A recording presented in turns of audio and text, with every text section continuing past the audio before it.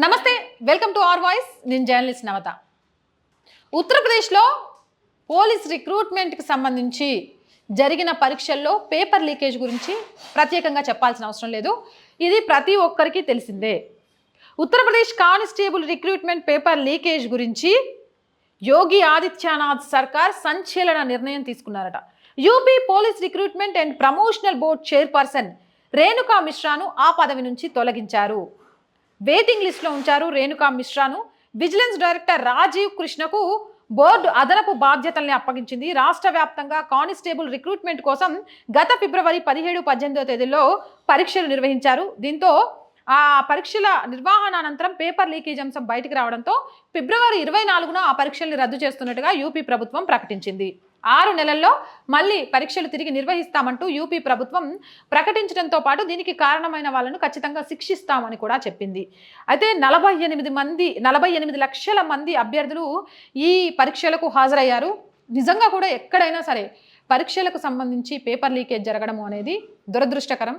అలా చేసిన వాళ్ళకైతే క్షమాభిక్ష కూడా పెట్టద్దు. ఎందుకంటే కొన్ని లక్షల మంది విద్యార్థుల జీవితాలతో ఆడుకున్నట్టే.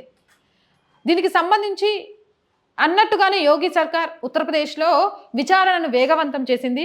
అప్పటిదాకా కూడా యూపీ పోలీస్ రిక్రూట్మెంట్ ప్రమోషన్ బోర్డుకు చైర్పర్సన్గా ఉన్న రేణుక మిశ్రను ఆ పదవి నుంచి తప్పించారు. ఆమెను ఇంకా కూడా వెయిటింగ్ లిస్ట్లోనే ఉంచారు. ఆమె కూడా విచారణ ఎదుర్కోవడానికి అవకాశం లేకపోలేదు అనే వాదనలు వస్తున్నాయి. చూస్తున్నాం, ఏ రాష్ట్రమైనా ఏ ప్రభుత్వమైనా, అది యోగియే కావచ్చు, లేకపోతే ఇంకోటే కావచ్చు, మోదీయే కావచ్చు, లేకపోతే రేవంత్ రెడ్డియే కావచ్చు, కేసీఆరే కావచ్చు, విద్యార్థుల భవిష్యత్తుతో, నిరుద్యోగుల భవిష్యత్తుతో ఆడుకుంటే మాత్రం ఎప్పటికీ కూడా అది సహించడానికి వీల్లేని అంశం. గతంలో మన దగ్గర చూసినాం. ఇంకన్నా ఇక్కడ కారణమైన వాళ్ళని 16-17 తేదీలో జరిగితే 15 రోజుల్లోపు ఆ బోర్డు చైర్పర్సన్ని సస్పెండ్ చేసిండ్రు. మన దగ్గర అయితే ఒక అమ్మాయి ఆత్మహత్య చేసుకుంటే కేటీఆర్ అమ్మాయి ప్రేమలో పడి చచ్చిపోయింది, ఎగ్జామ్లు ఏమంటారు పేపర్ లీకేజ్ కాదు కారణం, ప్రేమలో పడి చచ్చిపోయిందని ఆడపిల్ల చావు మీద కూడా అపహాస్యం చేసిండు. ఈ రోజు వరకు కూడా ఇది జరిగిపోయి సంవత్సర కాలం దాటింది. ఈ రోజు వరకు కూడా దీనికి మూల కారణం ఎవరు అనే దాని మీద ఎంక్వైరీలు నడుస్తున్నాయే తప్ప విషయం బయటికి రాలేదు. అది ఎవరైనా కానీ నిరుద్యోగుల భవిష్యత్తుతో ఆడుకోవడం అనేది ఎంత మాత్రం కూడా సమంజసం కాదు.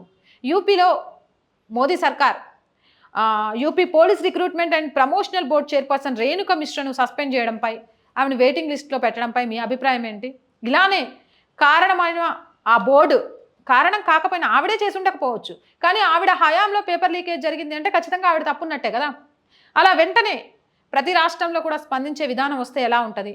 యోగి తీసుకున్న నిర్ణయంపై మీ అభిప్రాయం ఏంటి అనేది కింద కామెంట్ సెక్షన్లో తెలియజేయండి. ఇలాంటి మోర్ వీడియోస్ కోసం మన ఛానల్ వెంటనే సబ్స్క్రైబ్ చేయండి. వీడియో నచ్చినా లైక్ చేయండి, షేర్ చేయండి.